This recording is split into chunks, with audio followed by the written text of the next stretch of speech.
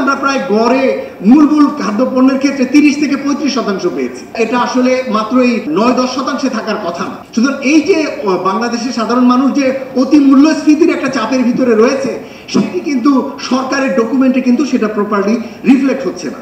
আমরা কি আসলে এই ধরনের কাঠামো দিয়ে কি দরিদ্র মানুষের সামগ্রিক উন্নয়নকে ভাবছি, নাকি না আসলে দরিদ্র মানুষের সামগ্রিক উন্নয়নের জন্য আরো অন্য কিছু ব্যাপক ভিত্তিক উদ্যোগ নেবার দরকার রয়েছে? প্রায়শই বিভিন্ন রকমের যখন কর কাঠামো নিয়ে আলোচনা হয়, কর সুবিধা নিয়ে বা শুল্ক মওকুফ নিয়ে আলোচনা হয়, তখন এই সাধারণ মানুষের জন্য যে সুবিধাটুকু রাখা হয় সেটা কিন্তু একেবারে ক্ষুদ্র পর্যায়ে, কিন্তু সেটা দিতে গরিমসি, সেটা দিতে বিভিন্ন রকমের সমস্যা। কিন্তু এর বিপরীতে গিয়ে বিভিন্ন কর্পোরেট গোষ্ঠীর জন্য যে ধরনের সুবিধা নিয়ে আসা হয় এবং তাদের সঙ্গে সে সমস্ত বিষয়গুলো নিয়ে যে পর্যায়ে আলোচনা হয় এবং ফাইনালি তারা যে সুবিধাগুলো পান, সেটা কিন্তু অচিন্তনীয়। সুতরাং এর একটা রাজনৈতিক প্রেক্ষাপট রয়েছে যেটা আমরা অস্বীকার করতে পারি না।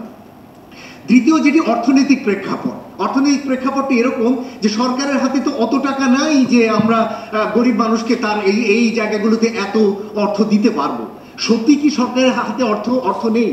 অথবা সরকার কি চাইলে এমন অনেক জায়গায় যেখানে সরকার অর্থ দিচ্ছে সেই জায়গাতে এই অর্থের আসলে প্রকারান্তরে অপচয় হচ্ছে, সেই অর্থ আসলে যদি সুষমভাবে উপযুক্তভাবে ব্যবহার করা যেত তাহলে গরিব মানুষের জন্য বা সাধারণ মানুষের জন্য এই অর্থগুলো আরো ভালোভাবে ব্যবহার করতে পারতেন না?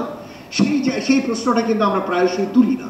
সুতরাং এই যে অর্থনৈতিক প্রেক্ষাপট, প্রায় বলা হয় যে সরকারের সীমিত সংখ্যক দিয়ে বাজেট দিয়ে সামাজিক খাতে অত বড় জায়গাগুলোকে টাচ করা যাবে না, এটা কিন্তু আর একটা বড় চ্যালেঞ্জ যে জায়গাটি আমরা মিস করি, যেটা আমাদের এখানে ধরার দরকার রয়েছে। তৃতীয় যেটা রয়েছে প্রাতিষ্ঠানিক প্রেক্ষাপট, সরকারকে জিজ্ঞেস করলে দেখা যাবে যে বিভিন্ন রকমের কার্যক্রম সরকার ঘোষণা করছে। একটু আগে আমরা দেখলাম প্রেজেন্টেশনে বিভিন্ন রকমের সরকারের সুবিধাভোগী ভাতাভোগী প্রোগ্রামগুলো রয়েছে, কিন্তু আমরা যদি একটু ভিতরে ঢুকে দেখি যারা এই সুবিধাভোগী ভাতাভোগী যারা পাচ্ছে আদতেই তারা এই জনগোষ্ঠীর মধ্যে অন্তর্ভুক্ত হবার যোগ্য কিনা। সিপিডি আমরা 2021 সালে একটা কাজ করেছিলাম, 21-22 সালে একটা কাজ শেষ করেছি। অন্তত 30% সরকারের গুরুত্বপূর্ণ 3টি প্রকল্পে আমরা সামাজিক নিরাপত্তা কর্মসূচি প্রকল্পে দেখেছি যারা আসলে এই প্রকল্পের জন্য অন্তর্ভুক্ত হওয়ার যোগ্য না, তারা এর মধ্যে অন্তর্ভুক্ত হয়ে আছে। এই যে যারা অন্তর্ভুক্ত হওয়ার যোগ্য না ঢুকে আছে, এর ফলে কি হচ্ছে, একটা হচ্ছে অর্থের অপচয় হচ্ছে এবং আরেকটা হচ্ছে এই অর্থগুলো যাদেরকে দিলে প্রকৃতার্থে উপকার হতে পারতো তারা এটি পাচ্ছে না। যেমন প্রায়শই এখন রিপোর্ট হয় যে সরকারের যে কার্ড প্রোগ্রামগুলো, ফ্যামিলি কার্ড প্রোগ্রামগুলো শহর ভিত্তিক, এগুলো অনেক ক্ষেত্রে রাজনৈতিকভাবে দুষ্ট।